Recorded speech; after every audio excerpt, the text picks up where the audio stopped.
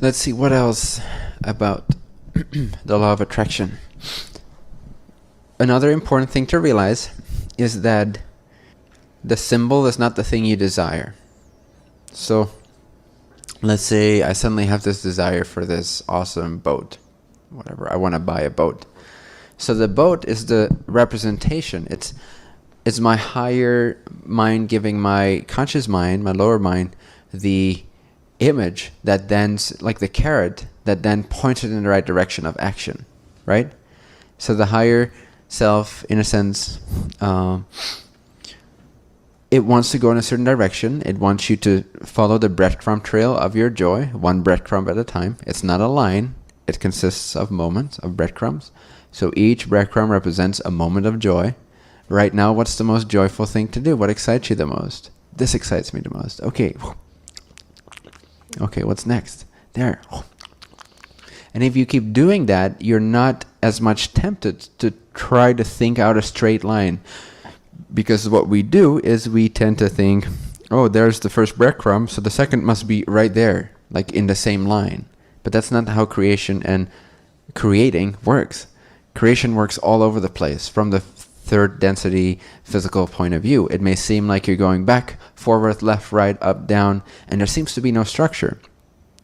But what from your limited mind's perspective may seem like when you're following your joy that it goes all over the place, it's not as obvious, it's not as clear-cut, oh, I'm starting this company and everything's going fluently. No, it's like, okay, now I enjoy this. Oh, but now I enjoy that. Oh, now I want to go rock climbing. Now I want to go surfing. But now I want to go play piano. There's so many things I like. What do I want to do? But if you simply stick to it moment by moment and you resist the temptation of the human mind to find security and certainty in symbols and things, then what for your physical mind's symbol-based directional mechanism may seem like it goes all over the place, from an interdimensional point of view, it's actually the straightest line. Does that make sense? But from our dimension, it seems like it's all over the place. But if you trust that, you're actually going in the straightest possible, most effortless, accelerated line. Whereas if you try to draw your own line, you're not even going anywhere, really. You're just insisting. You're just seeking for security and certainty, which you should find inside yourself. Hence the way of self-realization. Recognize what's always already here and become convinced of it, to the point where you feel free from the need to have anything be a certain way. Doesn't mean you don't have desire. It means that when it doesn't happen in the way that your mind thought it happened, when you don't get that boat but you get a plane instead, you're happy with the plane. Or not. Doesn't even matter. But there's no neediness. It's free. So there's that your path of joy acts like a breadcrumb trail. It's like staccato. It's like moment by moment. It's not a straight line from your point of view, but it's a straight line from your spirit's point of view. That's why it drops a little excitement here. It's like, oh, nice. You're like a dock, basically, and your higher self is like throwing dock treats. It's like, I want you to get from here to there in the fastest, most effortless possible way. In order to do that, I need to throw a little nugget right here. And the dog goes, but we have learned to no longer like dock treats. Right? We like depression more than we like joy. And we like certainty more than we like adventure and all that stuff. So anyway, we're not very efficient cookie trail followers. But we are becoming that again. So see it not as a line. Don't think too far into the future. Simply act on your joy moment by moment and have confidence that things will fall into place for you. That the steps will show up, right, when you are placing your foot. Don't first wait for the step to be there. Just place the step and the foothold or whatever. The pavement will appear. The path will appear. Just that. Another thing is, which I started to tap into, is that it's about your frequency. It's not about the thing. So again, let's say that I desire a boat. It's just my higher self's way of letting me know what direction to go into. For example, go look at boat magazines, go compare boats, go see what you can do to generate that, go see where you want to live maybe because there's a big lake there. So through your passion for boats, maybe all it wanted to do is move you to a different geographical location on planet Earth. For whatever other reason, maybe there you're meant to find a partner that you learn a lot from for the next 2 years. And you find this whole different job that you wouldn't find where you are present right now. And all you thought, or all you could perceive from your physical mind's point of view is, I want a boat. That's all you knew. Dock treat. So don't associate the symbol that your mind interprets your joy through with the actual joy that's guiding you. Does that make sense? This is another quote-unquote mistake which has led us to come to associate desire with pain. It's not the same thing. Once again, the desire is just instructing us into the moment, in the moment, like, oh, this is a really exciting point of view right now, or symbol, or energy. And then we go like, oh, let me take this energy, which feels awesome, and make it, tie it to that object, and make it dependent on whether that object is in my reality or not. Desire doesn't do that. We do that. There's a difference between desire and what we do.